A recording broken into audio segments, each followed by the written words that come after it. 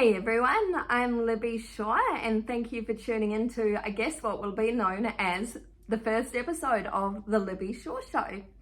And it is, of course, the 16th of March today, which is 1 month after Taylor Swift's first Australian Eras Tour concert date in Melbourne at the MCG.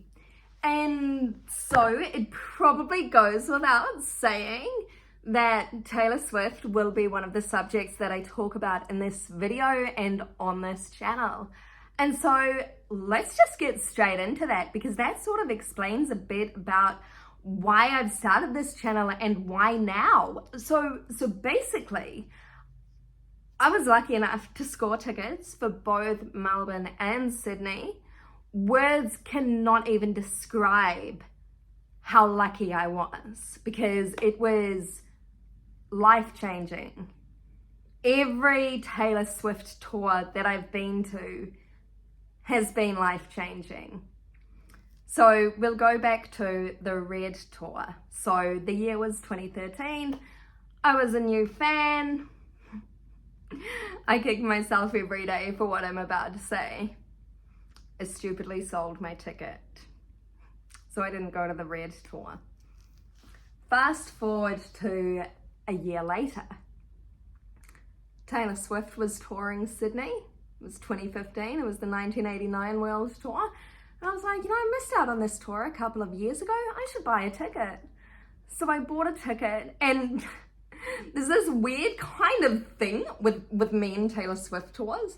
So with the Red Tour, the reason why I sold my ticket was because a couple of days before the tour, or a couple of weeks before the tour, I had a job offer withdrawn. So I was like, I'm just going to sell my ticket. I'm not in the mood, whatever.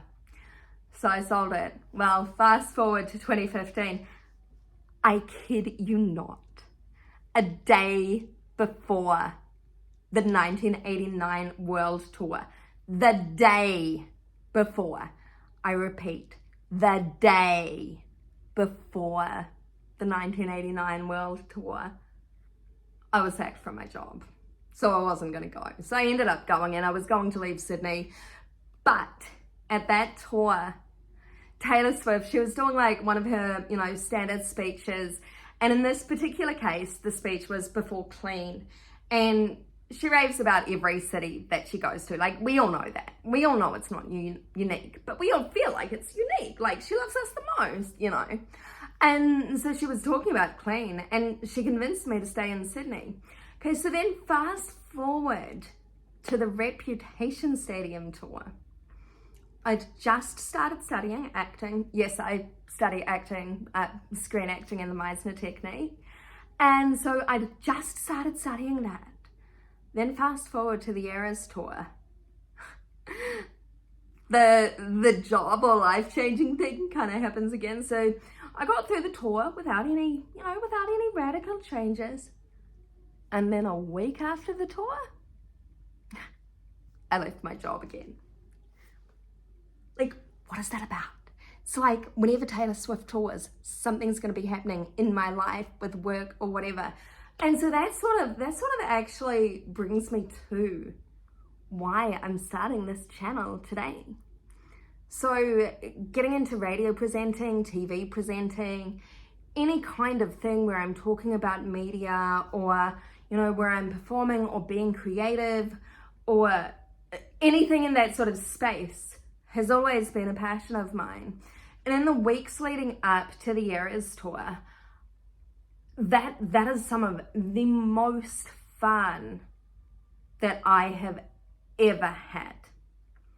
And so in the weeks leading up to it, because I've always been a fan of live music, like I go to shows like pretty much every week. So this year alone, I've been to Taylor Swift, of course. I've been to Pink. I've been to the National. I wasn't that impressed with the National, to be honest.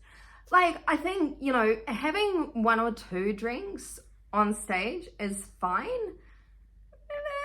It's not really cool to be stumbling around drunk. That's not cool. I've also seen like loads of bands last year, Delta Goodrem, Evanescence, Hanson. I was going to see Coldplay and a couple of other bands this year, but obviously the Taylor Swift tour had to come first.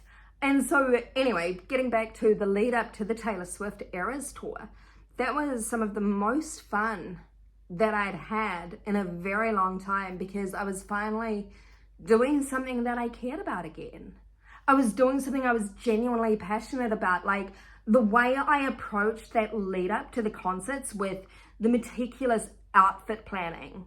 I mean, I'm talking buying stuff from the UK. I'm talking mixing and matching old pairs of jeans. I'm talking repurposing clothes.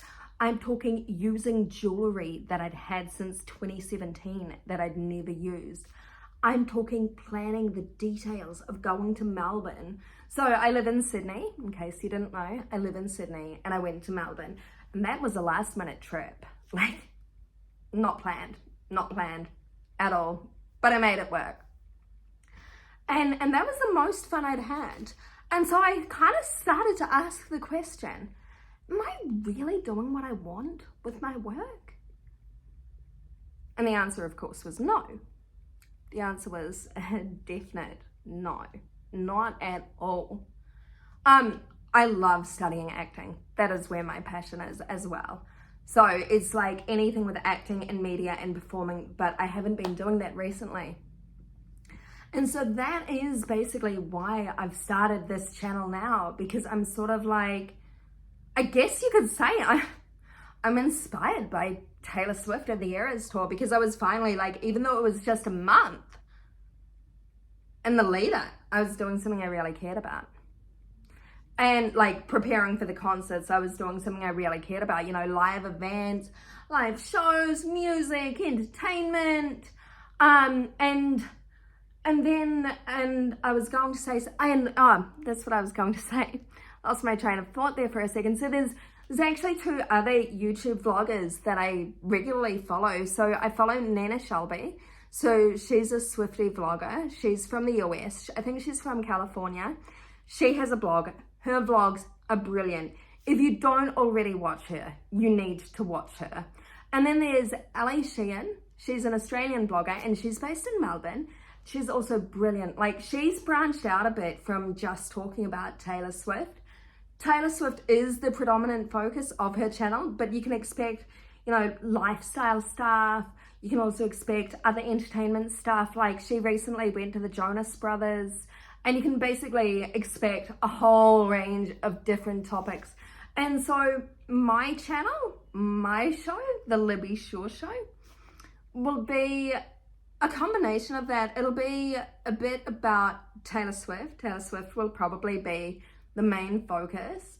But then there'll also be other entertainment stuff. Like, I'll be talking about the Oscars, which, by the way, just briefly, Barbie was robbed.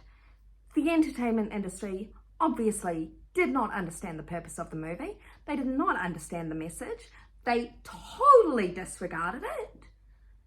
Margot Robbie was also robbed. She should have at least been nominated. It is so unfair that Ryan Gosling was nominated for supporting actor, but she wasn't nominated for supporting actress, especially when she delivered that monologue about I'm not pretty enough. Like, to be Margot Robbie delivering that speech and with total conviction, say with total conviction, you're not pretty enough, outstanding. America Ferrera absolutely deserved Best Supporting Actress. Barbie was robbed. So you can expect a lot about the music industry, a lot about Taylor Swift, a lot about the entertainment industry that will include television as well. And that will include both Australian and New Zealand television. So if you don't already know, New Zealand television show, Shortland Street, has just released the first 16 episodes. Interesting. The first 16 episodes of 1993. So for those of you who don't know, Shortland Street is a New Zealand soap opera. It's a medical drama and it started in 1992. And so the first 16 episodes of 1993 are now up on YouTube.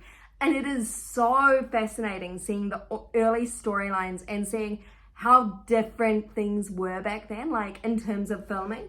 So there's one scene in an early 1993 episode with Angela Bloomfield, who played Rachel McKenna, and she's in her underwear. And when I was watching that episode, I was thinking to myself, there is no way they would film that now. Like, there's no way they could film that now.